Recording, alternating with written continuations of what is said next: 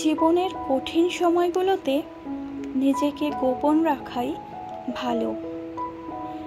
নিজের দুঃখ কষ্ট কাউকে না দেখানোই উত্তম। জীবনে যদি কখনো খুব খারাপ সময় আসে, তাহলে নিজের দুঃখ কষ্টগুলো নিজের মাঝে এমনভাবে আড়াল করে রাখো যেন তোমার গা ঘেঁষে বসে থাকা মানুষটিও টের না পায় যে গোপনে তুমি কতটা ভেঙে গেছো।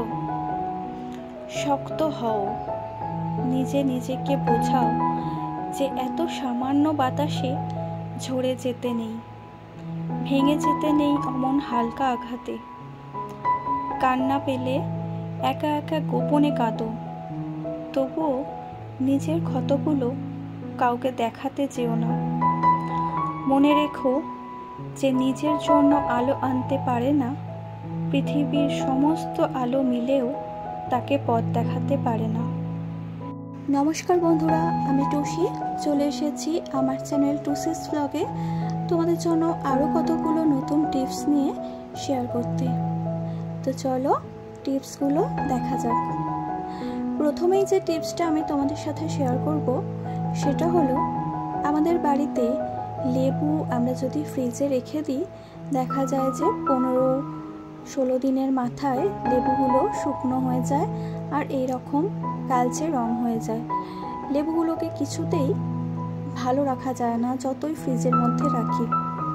একটু বেশি দিন, প্রায় 1-1.5 মাস কিভাবে এই লেবুগুলোকে আমরা ভালো রাখতে পারি ফ্রিজে, সেই পদ্ধতিটা আজকে আমি তোমাদের দেখাবো। দেখো, আমি এখানে কতগুলো লেবু ভালো করে ধুয়ে শুকনো করে নিয়ে কেটে নিচ্ছি। প্রত্যেকটা লেবুকে এইভাবে মাঝখান দিয়ে 2-8খানা করে কেটে নিতে হবে। আর এইভাবে তোমরাও করে দেখো বন্ধুরা, তোমাদের অনেক কাজের অনেক সুবিধা হয়ে যাবে। এইভাবে যদি লেবুগুলোকে সংরক্ষণ করা হয় তাহলে কিন্তু প্রায় 1 থেকে 1.5 মাস লেবুগুলোকে খুব ভালো রাখা যায় আর একদম ফ্রেশ থাকে, এর ফ্লেভারটা একদম ঠিকঠাক থাকে। দেখো, লেবুগুলোকে আমি কেটে নিয়েছি আর এইবারে এই লেবুর রসটা চিপে একটা বাটির মধ্যে বার করে নিচ্ছি। আমি এটা হাতের সাহায্যেই করছি। তোমাদের যদি জুস বার করার জন্য কোনো হাতের মেশিন থাকে তাহলে সেটার সাহায্যে ঘুরিয়ে লেবুর রসটা বার করে নিও। আমার কাছে যেহেতু নেই, আমি আঙুল দিয়ে চিপেই রসগুলো বার করে নিলাম। দেখো, এতটা রস আমার বেরিয়েছে বাটির মধ্যে। এবারে এই রসটাকে আমি কিভাবে সংরক্ষণ করি সেটাই দেখো। যেহেতু আমি হাত দিয়ে চিপে রসটা বার করেছি লেবুর, সেহেতু এর মধ্যে দানা আর কিছু ছিপড়ে চলে গিয়েছিল। প্রথমেই সেটাকে আমি লেবুর রস থেকে আলাদা করে নিলাম, একটা ছাঁকুনি দিয়ে ছেঁকে পরিষ্কার করে নিলাম। এবারে বাকি যে পরিশ্রুত রসটা গ্লাসের মধ্যে চলে এলো, এই রসটাকে আমি ফ্রিজের মধ্যে এই যে আইস কিউবের ট্রেগুলো থাকে, এইরকম একটা ট্রে নিয়ে নিয়েছি। নিয়ে এই ট্রের মধ্যে এই রসটা একটু একটু করে সমস্ত খোপের মধ্যে ঢেলে দিচ্ছি। আর এইটাকে আমি রেখে দেব ডিপ ফ্রিজের মধ্যে। সমানভাবে সবকটা খোপের মধ্যে দিয়ে দিলাম। এবারে এটাকে আমি ডিপ ফ্রিজের মধ্যে রেখে দেব। আর ডিপ ফ্রিজে রাখার 2 থেকে 3 ঘন্টার মধ্যেই এটা কিন্তু জমাট বেঁধে কিউবে পরিণত হবে। হঠাৎ করে যদি বাইরে থেকে গরমের সময় কোনো অতিথি এসে যায়, বা আমরা নিজেরাও বাইরে গরমের সময় যদি কোথাও যাই, বাড়িতে এলে লেবুর শরবত পেলে খুব ভালোই লাগে। সেই সময়তে আবার লেবু কাটো, তারপরে শরবত বানাও। তার থেকে যদি তোমরা এইভাবে লেবুর রস সংরক্ষণ করে রাখো ফ্রিজের মধ্যে, এতে করে তো লেবুটা ভালোই থাকবে আর চটজলদি তোমরা কিন্তু 1 গ্লাস ঠান্ডা শরবত বানিয়ে ফেলতে পারবে। দেখো, আমি এটা পরের দিন বার করেছি, তোমরা কিন্তু 2-3 ঘন্টা পরেই বার করলে এটা আইস কিউব হয়ে যাবে। পরের দিন আমি বার করেছি আর দেখো আমি দেখাচ্ছি। একটা গ্লাসে জল নিয়ে নিলাম। জলের মধ্যে এইভাবে যদি 1 টুকরো কি 2 টুকরো কিউব দিয়ে দাও, তোমরা যেরকম টক পছন্দ করো সেই অনুযায়ী দিয়ে, এর মধ্যে সামান্য একটু নুন দিয়ে গুলে নিলেই ব্যাস রেডি হয়ে যাবে ঠান্ডা ঠান্ডা লেবুর শরবত। টিপসটা ভালো লাগলে অবশ্যই অ্যাপ্লাই করো বন্ধুরা। চলে যাচ্ছি পরবর্তী টিপসে। বন্ধুরা, আমরা নেল পালিশ তো সব মেয়েরাই পছন্দ পরি। তবে বাড়িতে যদি বাচ্চা থাকে, বাচ্চারা অনেক সময় এই নেল পালিশ নিয়ে অনেক দুষ্টুমি করে থাকে, মেঝের মধ্যে এগুলোকে লাগিয়ে দেয়, জামা কাপড়ের মধ্যে লাগিয়ে দেয়। তো সেক্ষেত্রে এই নেল পালিশের দাগটা কিভাবে খুব সহজেই আমরা তুলে ফেলবো মেঝে থেকে, বাচ্চাকে বকাবকি করার কোনো প্রয়োজনই পড়ে না। এই দাগটা কিন্তু খুব সহজে অনায়াসেই তুলে ফেলা যায়। সেটা হলো আমাদের বাড়িতে যে পারফিউম বা বডি স্প্রেগুলো থাকে, সেই বডি স্প্রেটা নিয়ে যেখানেতে নেল পালিশের দাগটা লেগেছে সেই জায়গাতে 2-3 বার স্প্রে করতে হবে। তারপরে হালকা হাতে এটাকে আঙুল দিয়ে ভালো করে ঘষে ঘষে এভাবে তুলে ফেলতে হবে। দেখো, খুব সহজেই কিন্তু দাগটা আমি তুলে ফেললাম। একটু এখানে আর দাগ নেই, বোঝাই যাচ্ছে না যে এখানে নেল পালিশ লাগানো হয়েছিল। পুরোটা পরিষ্কার হয়ে গেছে, মেঝেটা একদম পরিষ্কার আগের মতো হয়ে গেছে। তোমাদের যদি ভালো লাগে তাহলে অবশ্যই এই ছোট্ট টিপসটা অ্যাপ্লাই করো। এরপরে চলে আসছি 3 নম্বর টিপসে। 3 নম্বর টিপস যেটা আমি দেব সেটা হলো, আমাদের বাচ্চারা যারা স্কুলে পড়ে এরকম একটা সাদা জামা ড্রেসের সঙ্গে অনেক সময়তেই থাকে, সব ড্রেসেতে থাকে না, তবে যাদের ইউনিফর্মে এরকম সাদা জামাটা পরতে হয়, সেক্ষেত্রে দেখা যায় যে বাচ্চারা অনেক সময়তে পেনের কালির দাগ সাদা জামাতে লাগিয়ে নিয়ে বাড়িতে আসে। আর এই পেনের কালির দাগটা কিন্তু তোলা খুব মুশকিল। সাবান জলে কাচলে এই দাগটা উঠতে চায় না, অনেকবার কাচার পরে তবে আস্তে আস্তে এই দাগটা হালকা হয়ে উঠতে থাকে।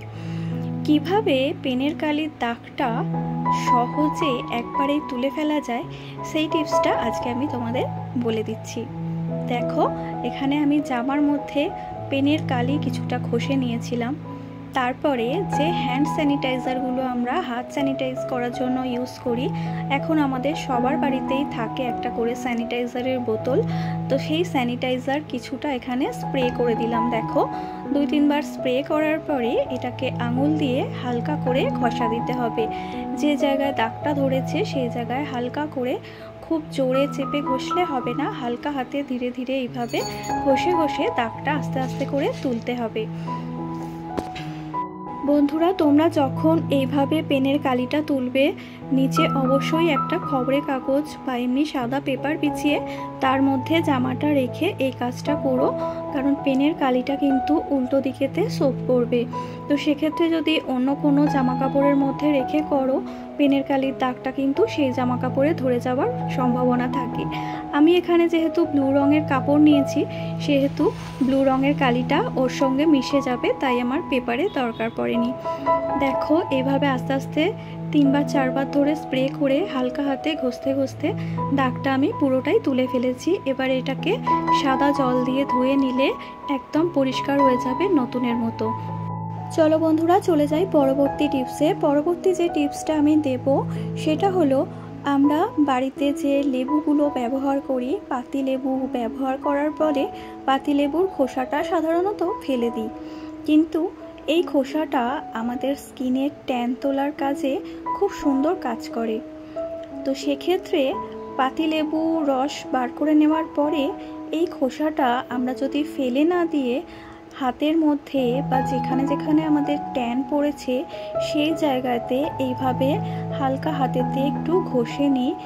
বেশ মিনিট 2 বা মিনিট 3 এরকম হালকা হাতে ঘষে নিয়ে তারপরে যদি সাদা জল দিয়ে ধুয়ে ফেলি, প্লেন জলে ধুয়ে নিলে দেখা যায় যে আমাদের কিন্তু এই ট্যানগুলো সমস্ত উঠে পরিষ্কার হয়ে যায়।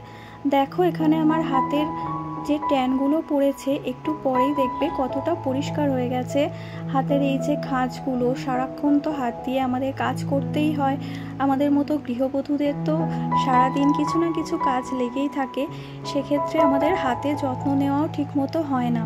তো কাজের মাঝেই এই লেবুর খোসাগুলো ফেলে না দিয়ে যখন আমরা একটু সময় পাবো বসে থাকার, সেই সময় যদি এইভাবে হাতটা পরিষ্কার করে নিই, দেখো হাতটা ধুয়ে সাদা জলে ধুয়ে আমি মুছে নিয়েছি, ট্যানগুলো পুরো উঠে গেছে, কতটা পরিষ্কার হয়েছে। এটা আমাদের প্রত্যেকটা গৃহবধূরই কাজে লাগবে। টিপসটা যদি ভালো লাগে তাহলে অবশ্যই অ্যাপ্লাই করো, আর আমার ভিডিওটায় ছোট্ট একটা লাইক করে দিও। বন্ধুরা, সব থেকে শেষে যে টিপসটা আমি শেয়ার করব সেটা হলো, চশমা যারা ব্যবহার করো তারা জানো যে চশমা কিন্তু খুব খড়খড়ে কাপড় বা কোনো কিছু শুকনো কাপড় দিয়ে মুছলে চশমার মধ্যে স্ক্র্যাচ এসে যায়, চশমার লেন্সগুলো বা কাঁচগুলো নষ্ট হয়ে যায়। সেক্ষেত্রে কিভাবে পরিষ্কার করলে আমাদের চশমাটার কোনো রকম স্ক্র্যাচ হবে না বা দাগ পড়বে না সেটা শিখে নাও। আমাদের বাড়িতে যে বডি স্প্রেগুলো থাকে সেই বডি স্প্রে দেখো দুটো কাঁচের মধ্যে আমি সামান্য পরিমাণে দিয়ে দিলাম।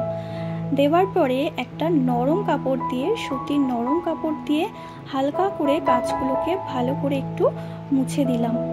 এর ফলে দেখো পুরো যে ছোপগুলো চশমার মধ্যে ছিল, যত নোংরা ছিল সবটা পরিষ্কার হয়ে একদম ঝকঝকে হয়ে গেল, আর চশমার কাছে কোনো স্ক্র্যাচও হলো না। এভাবে খুব সহজে তোমরাও তোমাদের চশমা পরিষ্কার করতে পারো।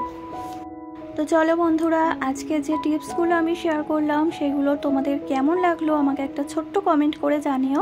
আর তুমি কোথা থেকে আমার ভিডিওটা দেখছো সেটাও একটু জানিও, তাহলে তোমাকে আমি ধন্যবাদ জানাতে পারবো।